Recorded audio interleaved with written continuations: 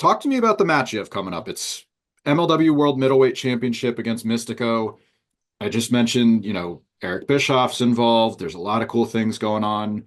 How are you approaching this match? You're no stranger to a championship match. You've had quite a few in TNA, in WWE, your time in NXT. Uh, Talk to me about not only getting a shot at another singles title, but going in the ring against such a great challenge, or I'm sorry, a great champion like Mistico. Right. It's definitely an honor because not only is MLW bringing me in on a show that has, a lot of buzz, but they're also bringing me in and giving me a title match day one. And that means that they, respect me as well. In the past few years, I've done my hardest to get in the best shape that I can to become the best type of worker that I can be. And I haven't had many opportunities, right? So I've been clamoring for those opportunities and for MLW to give me that opportunity on day one is awesome.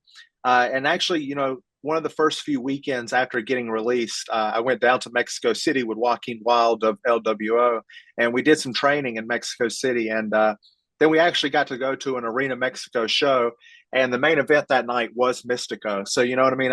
Mm. I did a little bit of studying without even knowing that the match was going to be coming. But I am prepared because Mistico is one of the top 10 wrestlers in the world, right? Like if you look Mm. at the list, right? Like he's always up there. So it's going to be a tough match, but like I said, the past few years I've been training hard for whatever the opportunity was going to be, and this is going to be the first opportunity where I get to see if I'm ready or not. And it's kind of cool that you said like you're almost doing homework in a way. Are you a tape study guy? Like, do you do that to prepare? Yeah, for sure. So, you know, um, this is my 17th year as a professional wrestler. I'm 31 years old. So I started at 14 years old. And when I started at 14 years old, there was, a lot of stuff that I got to watch that, like your early Ring of Honor stuff. Mm. So like I became enamored and watching and studying. And then even in the video games, I would go through the move list of the video games and watch every single wrestling move be done and then take those to practice the next day and try to learn those moves, right? So that never left me. So I'm very cultured in all aspects of wrestling. You know what I mean? And if you watch, that's why I think like I have such a hybrid style. It's because I've Mhm. been able to study the lucha libre. You know what I mean? Your Japanese style, your British style. You know what I mean? Your mid South style. I've been able to study all those styles and then incorporate it into who is Trevor Lee. And I think that we're going to see a good mashup this Thursday when it comes to me and Mistico. And as you mentioned, it's free on YouTube. MLW's making every attempt to get fans on board with the show, give them any chance. It's very easy to, just go on YouTube, whether you have the app or in your browser. It's very easy to watch. They just had a big announcement for Battle Riot 7 is coming to Los Angeles in April next year. So there's a lot of cool things going on with MLW. Just, trying to grow the brand, try to get more eyes on the product. And I think excuse me, by giving fans these sort of matchups, I just talked to, I think it was Matthew Justice, and I said, like, I think wrestling fans for a lot of time we're conditioned to think like, oh, this match is only going to happen on a pay-per-view, or oh, it's only going to happen on this show. But MLW doesn't do that. Like they are like, okay, we have a show in 3 weeks. Like we're going to make it as big as possible. Like let's strike while the iron's hot. Like forgive the cliche, but they do that for their fans, and it's really one of the strong points I feel about MLW shows right now. Yeah, for sure. When you look at when you look at WWE, for instance, there's 52 weeks a year, and then there's 3 episodes a week. You know what I mean? So now we're looking at 170 episodes of wrestling that they have to put out in a year. So yeah, you wait for your bigger matchups, you stretch them out, but then the smaller companies that don't get to run every week, you have to make those shows bigger shows to keep people to want to continue to watch. And MLW's done that. You know what I mean? For the past few years, they've had different talent. You know what I mean? From New Japan, from places like that, come in and have these type of matchups that you're not going to see anywhere. And I think that's really cool that, I mean, for my first matchup there, this is a first time matchup with me and Mistico. We've never even said hello to each other. So, I mean, it's going to be very interesting, and it's for a championship match. So, like, our first time meeting may not be the best, right? But I'm planning on leaving there as the champion, and then maybe then we could become friends on our second time meeting. Bischoff obviously has a big presence on this show. They named the show after him after he got involved. I don't think you've ever really had like a chance to work with him before. Like I know you joined TNA a few months after he left, but that's like probably the closest that you've come to it, right? Right? Yeah, yeah. We've never crossed paths, but he definitely is a very polarizing character. Um, but I think everything will be all right. I think he'll like me. Mhm. Uh, your TNA debut was probably one of my favorites of that era, that the Helms dynasty. You were involved with Shane Helms and Andrew Everett was there for a little bit. And then you obviously, once the group broke up, you went on to do some other stuff. You were a champion in the company.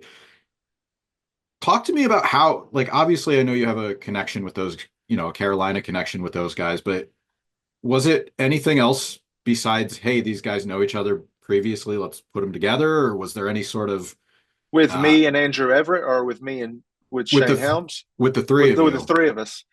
Yeah. So there definitely is that connection. Me and Andrew Everett. We've been attached since 15 years old. You know what I mean? We trained together like every day until I was 24 years old. So like we were always attached together.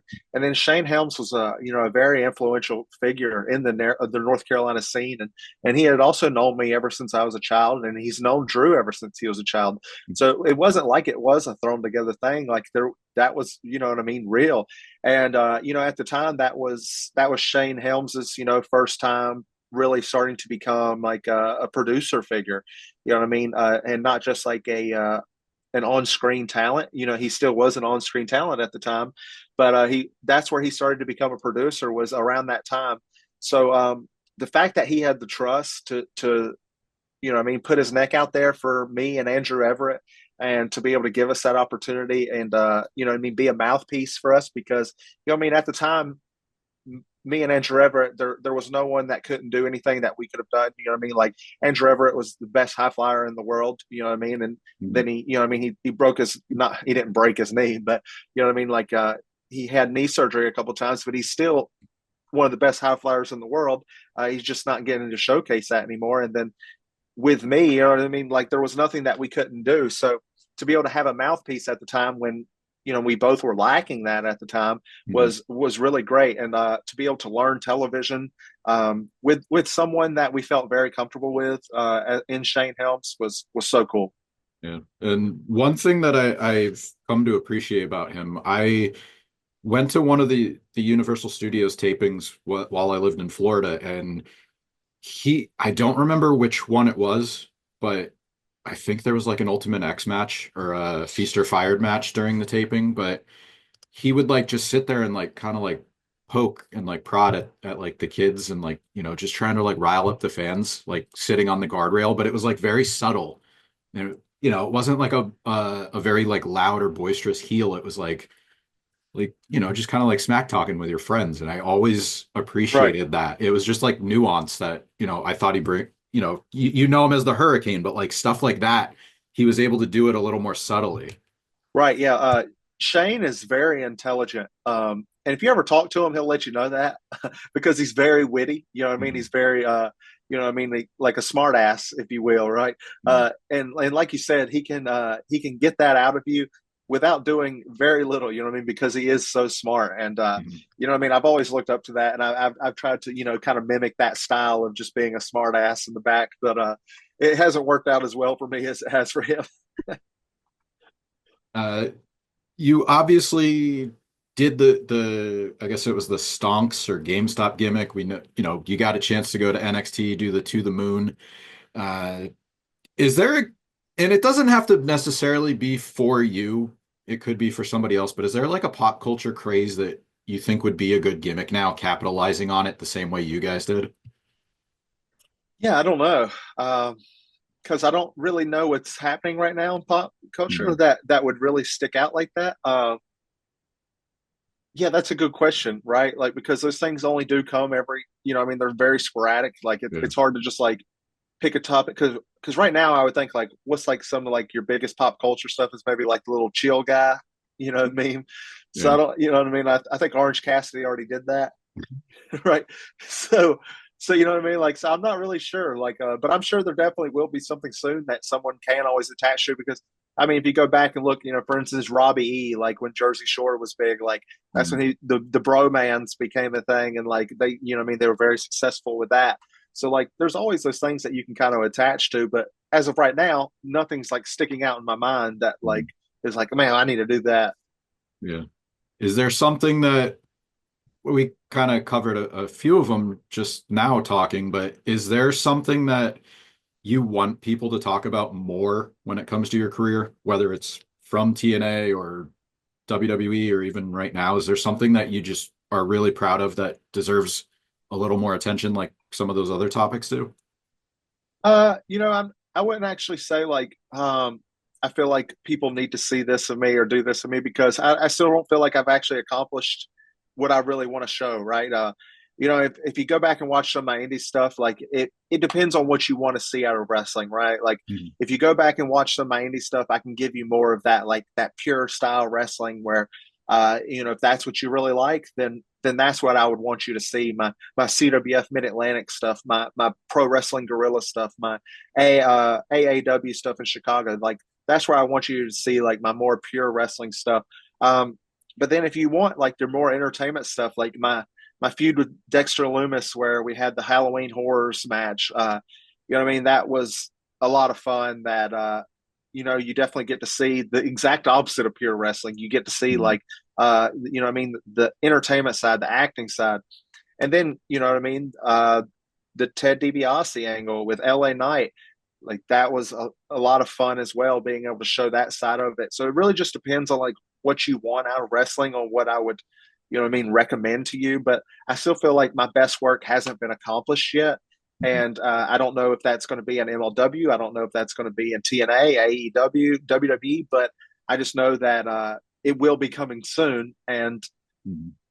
if I become the middleweight champion on Thursday night in my first match at MLW, maybe it will be MLW that gets to see like the true reign of what I think Trevor Lee is and what I can be. Mhm. And I want to mention, as far as like the $1 million championship and that whole thing, I don't think I ever expected them to bring that back, especially after the run that Ted Jr. had with it. And it just happened like it did, and it wasn't as successful as the original, but obviously you and LA Knight put something together that really resonated with fans. Did anybody have any reservations about like when you found out this is going to be for the $1 million title, like it has to live up to, what Ted Sr. did with it or anything like that? Did anybody have any concerns, or were you just guys like clean slate, let's make it the best we can?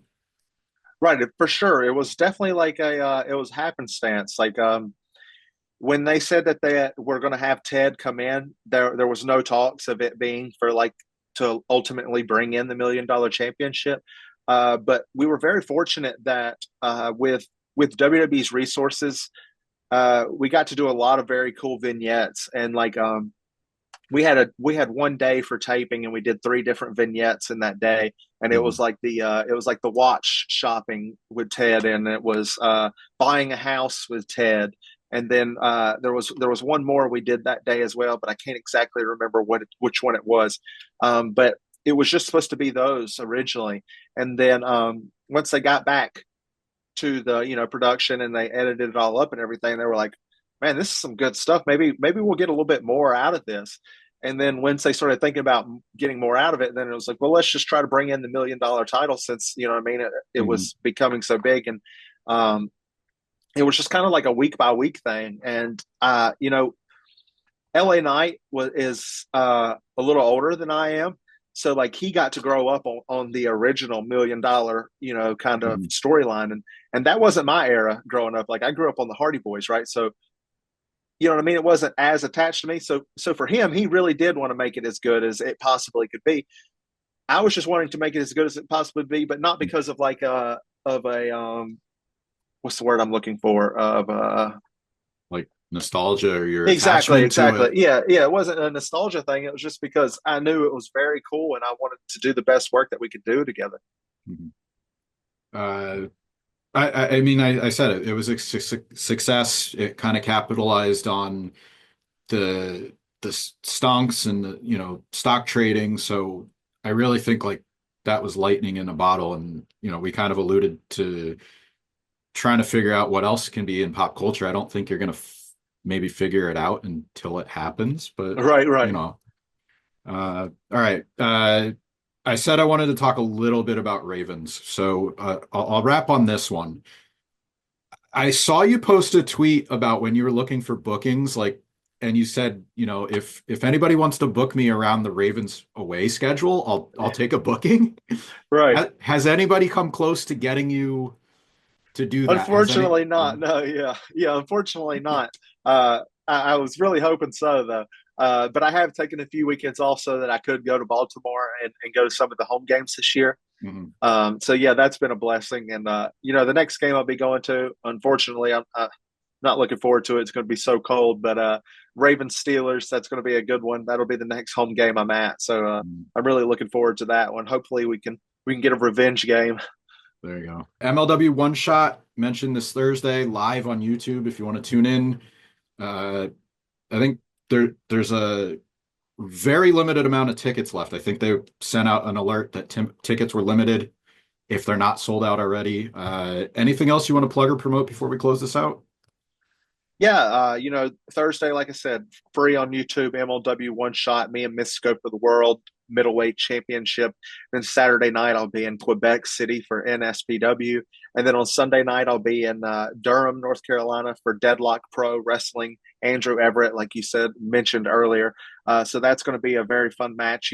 Check out any of those that you can see. I'm everywhere right now. Every weekend, you can find me somewhere.